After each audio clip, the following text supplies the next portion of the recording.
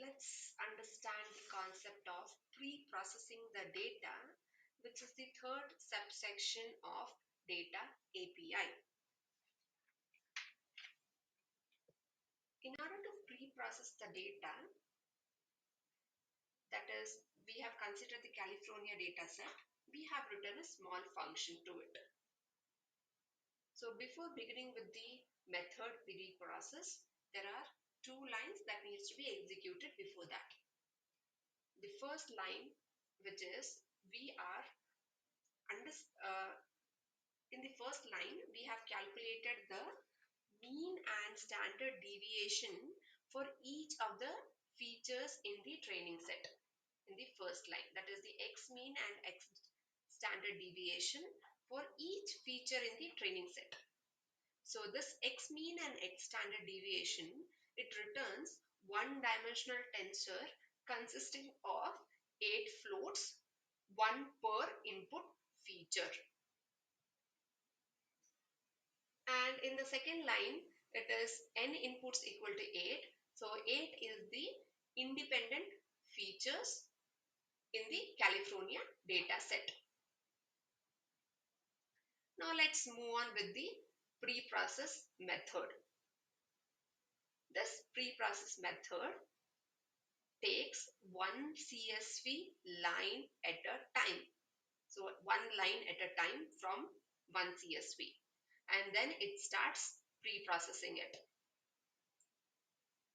Now we'll understand the second line which is there in the pre-process, that is tf.io.decode CSV. This method takes two arguments, line and record defaults equal to default value. So the first argument is the line that is to parse. So we have taken the first line from the CSV for parsing.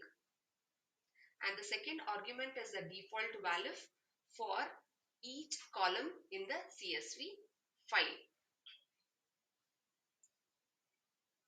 So getting the default value for each of the feature is from the first line in this particular function preprocess.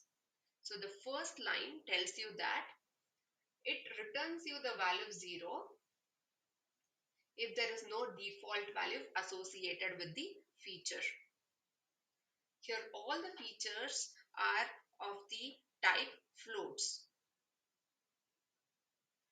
So the missing value will be defaulted to 0 if in case there is no default value associated with the feature.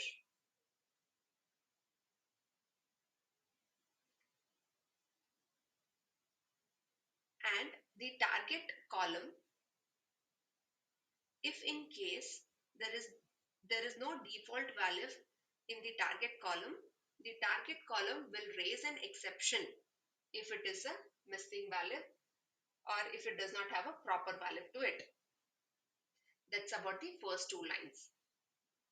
This decode CSV, it returns the list of scalar tensor, one per column, but we need one-dimensional tensor array. So in order to return one-dimensional tensor array, we are using tf.stack.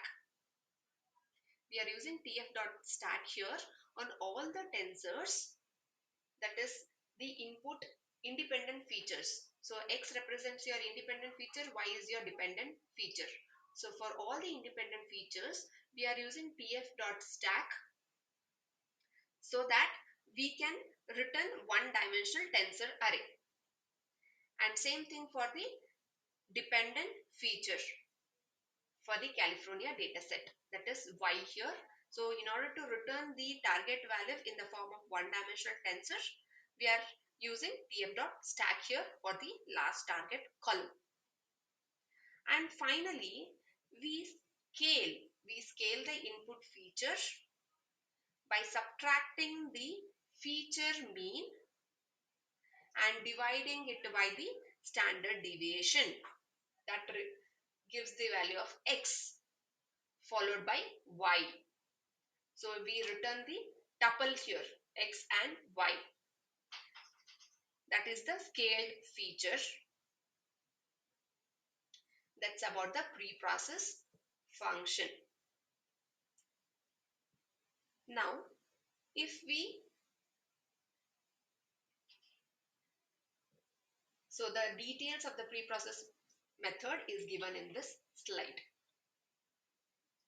Now, if we use one particular line from the CSV and pass it to a preprocess function, it is giving you a one-dimensional tensor for that is the ID of it, the tensor ID, and the shape is like 8 features, independent features, and it is of the type float 32. This is the NumPy array. That is the scaled feature value. That's about the pre-processing the data, which is the third subtopic in the data API.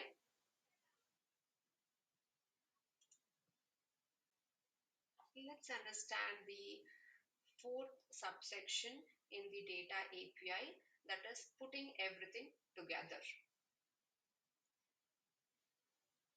In the previous subsection, we have seen the different methods being used, such as repeat, batch, shuffle, map, the list files, interleave. All these are the methods that we have used earlier in the previous subsection. Now we are going to combine all of these and will frame one function to it. So before writing the function, let's understand this diagram with respect to the California housing data sets. So the very first thing that we are doing with the data set is that we are going to generate the multiple CSVs for a different set, that is a training set, validation set, or a test set. So the list file is a data set which contains the multiple CSVs. So this list files, we are repeating it in the form of batches and then passing on to it to a interleave method. So this interleave method, what it is doing, it is going to remove the first line of each and every CSV, which is the header row that is being removed, and it creates a new data set to it. This new data set is shuffled, and then we apply the concept of pre-processing. We apply the concept of pre-processing that we have learned in the previous subsection to scale the features and to generate the proper value, the scaled value. After applying the pre-processing, uh, we are going to apply the batch method. So we are distributing it in the form of batches, and then the last method that we are going to apply is the prefetch. So let's understand, or let's write the function with all these methods together.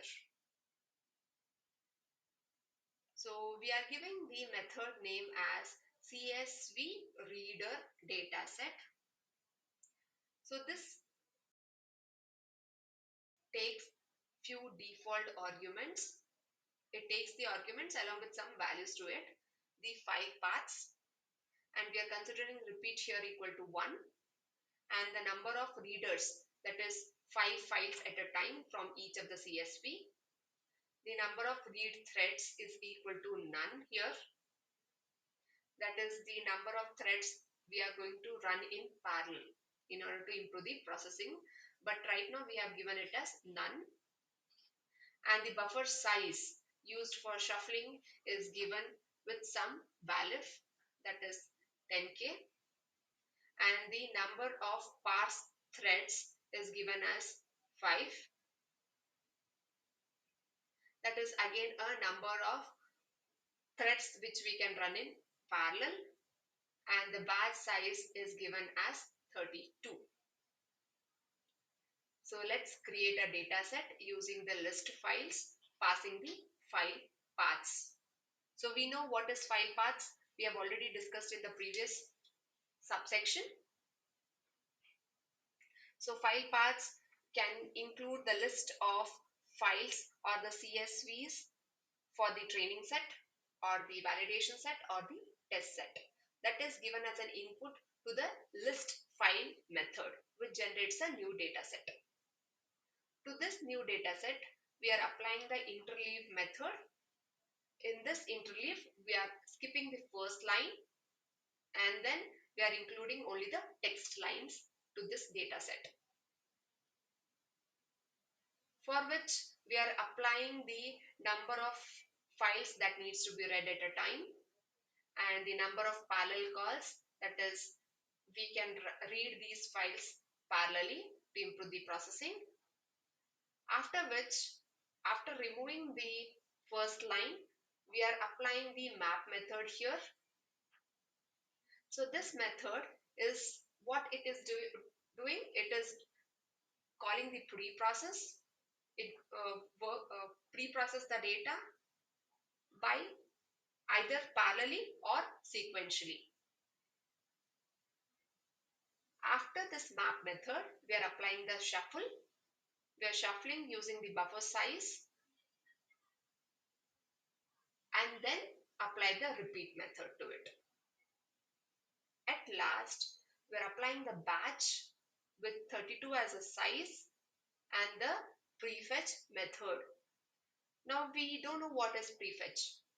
So we will learn prefetch in the next subsection in the next slide.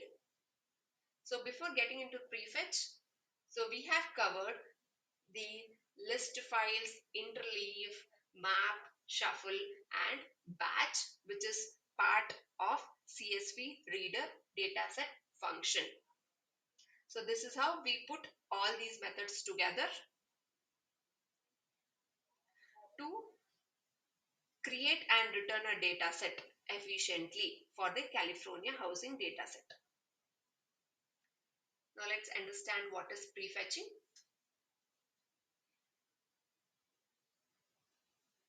So in this prefetching, you can see three different diagrams here. One is without prefetching, one is with prefetching, another is with prefetching with multi-threaded loading and pre-processing. So let's understand this first diagram.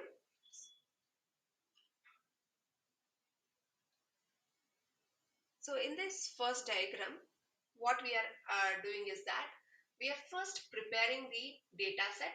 So CPU is used to prepare the data set per batch and then we are giving it to GPU for training.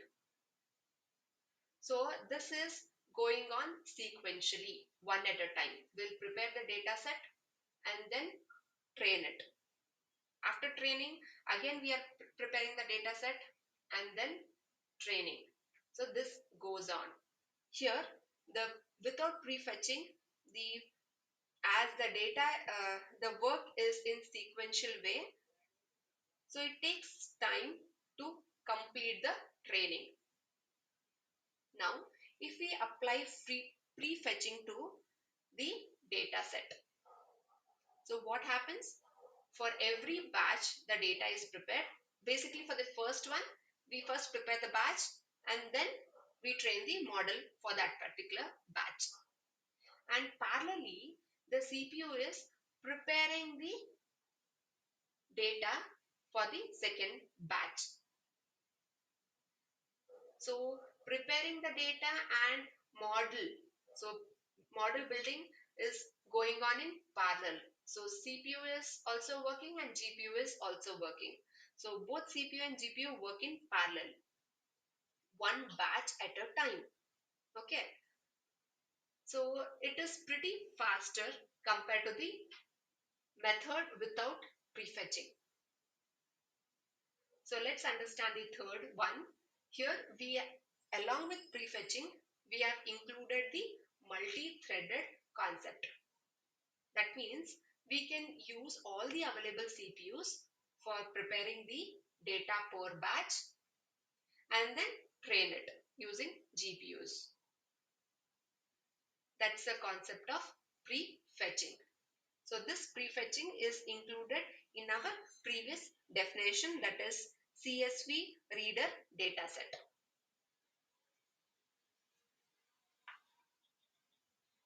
Now let's move on with the last topic in data API, that is using the dataset with tf.keras. We have used CSV reader dataset function to create a dataset for the training set.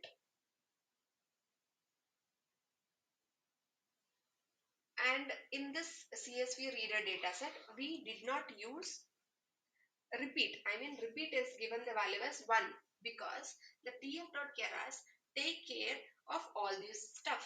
So we did not use repeat with some other value. Now this function CSV reader dataset can be applied on different file paths such as training file path, validation set, and testing file path. And we generate the train set, validation set, and the test set.